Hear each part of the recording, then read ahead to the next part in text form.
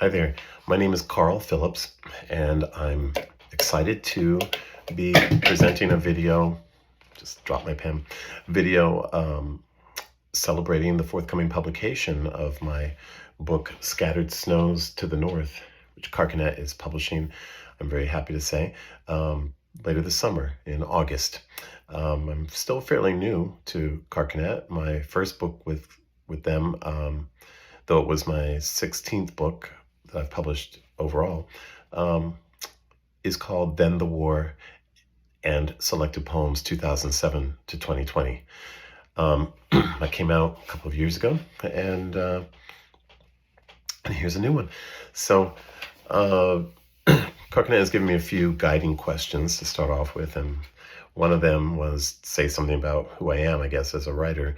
And I've just moved, to explain the bland background. I've just moved across the country from the Midwest of the United States, from Missouri, where I taught for about 30 years, back home to Massachusetts, here on Cape Cod, which is a part of Massachusetts that juts out into the ocean, and it's quite beautiful. In fact, a lot of the landscape, most of the landscape in my poems comes from here: ocean, fields, hurricanes, that kind of thing. So that's one thing about me. And yeah, I've been writing since my first book came out in 1992. Seems a very long time ago now. And I'm grateful that I still seem to want to write and to keep surprising myself with what I end up with. And along with that, I have written 3 books of prose, essays. I've translated a play, a Greek play from Sophocles, and I think that pretty much sums it up. Okay, so about this book itself, Scattered Snows to the North, I was asked to say what the themes are.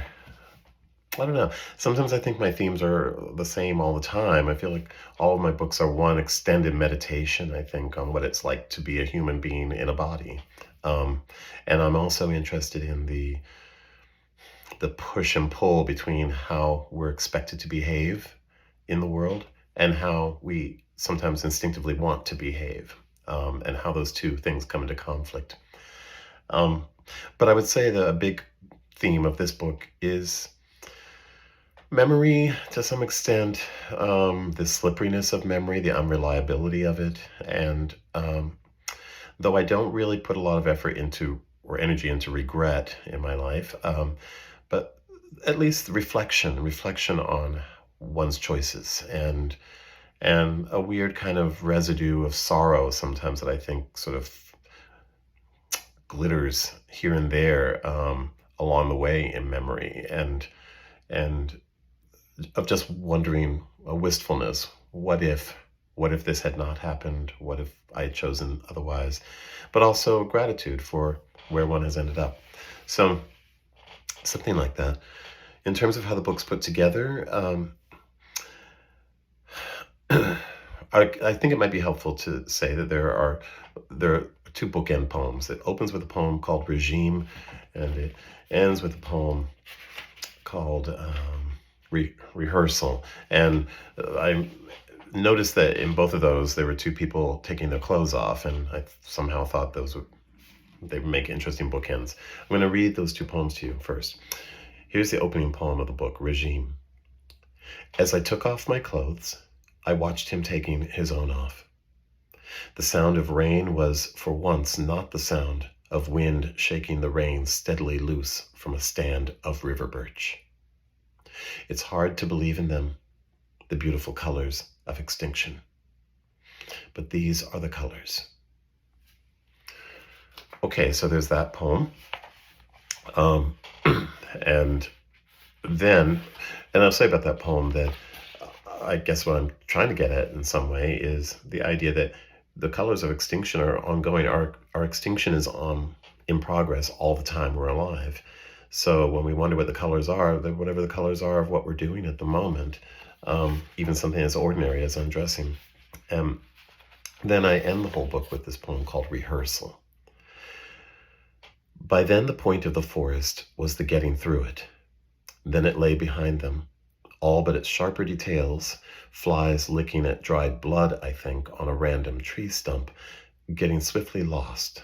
Its muffled bird song, too, that had come less, it seemed, from the trees than from beneath mostly, as if somewhere deep, deep inside the earth. Maybe meeting you has been the one good reason I lasted so long in a world that must eventually not include me, I almost said to him. Past the forest, the shore, where the land ended, where briefly the waves hitting it seemed the latest example of how squandering momentum can become routine, while upon the waves, the taken for grantedness of shadow play seemed its own example, how one way to prove power can be to quietly assume it. Then, except for offshore, where the dark lay like, defiantly, a ship at anchor, everything was itself, as it always had been. They took off their shoes, their clothes. They swam out to the dark ship. Okay, so the book ends with people taking off their clothes and swimming off to this dark ship, which the poem points out actually isn't there. It's, as it says, the dark lay like, defiantly, a ship at anchor, but everything was actually itself. So it's just a figurative ship. What are they swimming to? Some kind of darkness. The book ends with that. The book opens with the idea of imminent extinction.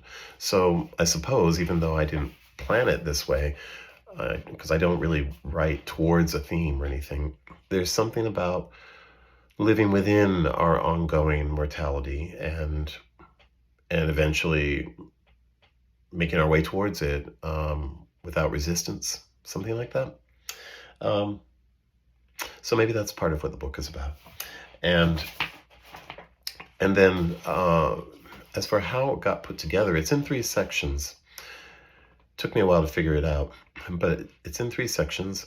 And in some ways, I like to think of each section being a little chapbook that can stand on its own. I had become interested in story. I usually don't have poems that tell stories in the conventional sense of the word, but I thought, I'd written what turned out to be 3 clearly story-like poems. And once I realized that, I thought each of these could maybe anchor its own section. And then at the last minute, the decision I made was to name the sections, but the section names are for poems that appear in different sections. So for example, the opening section is called Somewhere It's Still Summer. That's one of the anchoring narrative poems. But that poem doesn't occur in that section. It occurs in the second section, which is called Rehearsal, though the poem Rehearsal doesn't happen until the 3rd section. So I have these 3 sections that are both distinct, and at the same time, if someone wants to look at the table of contents, they're actually stitched together in this way. And my idea, I guess, is that there are the 3 anchoring sort of story poems, but then the other poems are also narrative, but in a different way. I think of all poems being narrative emotionally, psychologically. If we move from a moment of joy towards sorrow, for example, to me that's a narrative direction. It's an emotional narrative, as opposed to somebody went to the store, they bought some groceries, and then they went home and they cooked their dinner. That's a different kind of story. So the book is interested in storytelling at various levels, and at the stories we tell ourselves based on our experiences, which is where memory comes back into it, and the way in which those stories become our history. That's as articulate as I've been about this book ever. I work very instinctively, and so I don't think in terms of themes or projects really for a book. I basically write poems wherever I can and when I can. And then at a certain point, I realize there seem to be enough that I think if I looked at them all together, they might start to choir together in a way. And that's what I've done here. Why the book is called Scattered Snows to the North. Um, well, that's a poem I wrote a few years ago, and I was interested as a title from the start. The idea of a forecast of something both beautiful and potentially dangerous, a storm, um, but something that hasn't yet arrived. And if one wants to, one can think of snow and mortality and death and the imminence of that, though that's not what I exactly had in mind when I thought of it. Um, and so I think what I'm going to do is I'm going to end by reading that poem, and you'll see that it's, in a way, talking about history and how nothing changes in terms of the human condition, I suppose. I'm not the first one to have noticed that. Scattered snows to the north. Does it matter that the Roman Empire was still early in its slow unwinding into never again? Then, as now, didn't people burst into tears in front of other people, or in private, for no reason that they were willing to give, or they weren't yet able to, or for just no reason? I've never stopped missing you, I used to practice saying, for when I'd need those lines, as I assumed I would, given what I knew then, nothing really, about things like love, trust, the betrayal of trust, and a willfulness that's only deepened inside me all these years, during which I can almost say I've missed no one, though it hurts to say it. Honestly, the Roman Empire, despite my once having studied it, barely makes any sense to me now, past the back and forthing of patrolled borders as the gauge and proof of hunger's addictive and erosive powers. But there were people, of course, too, most of them destined to be unremembered, who filled in their drawn lives anyway, because what else is there, to where the edges gave out? If it was night, they lit fires, presumably. Tears were tears. Tears were tears in the Roman Empire and now. Um, and we push forward through them. Uh, so that all makes it seem kind of like it's a gloomy little book. I think it's more like a book that maybe is consistent with what it is to be, as I am going to be, almost 65 years old, and just sort of more cognizant of where I am in my lifespan, I suppose. Um, and but it's also a book I like to think of joy, of survival, and of the excitement of possibility as to what is next, and how do we carry the weight of our past. Um, how do we carry that forward in a way that makes of the past maybe good company instead of something to regret or be afraid of? Um, that's my goal in life and in writing. Thank you, Carcanet, for publishing my book. I'm excited to see it in the world.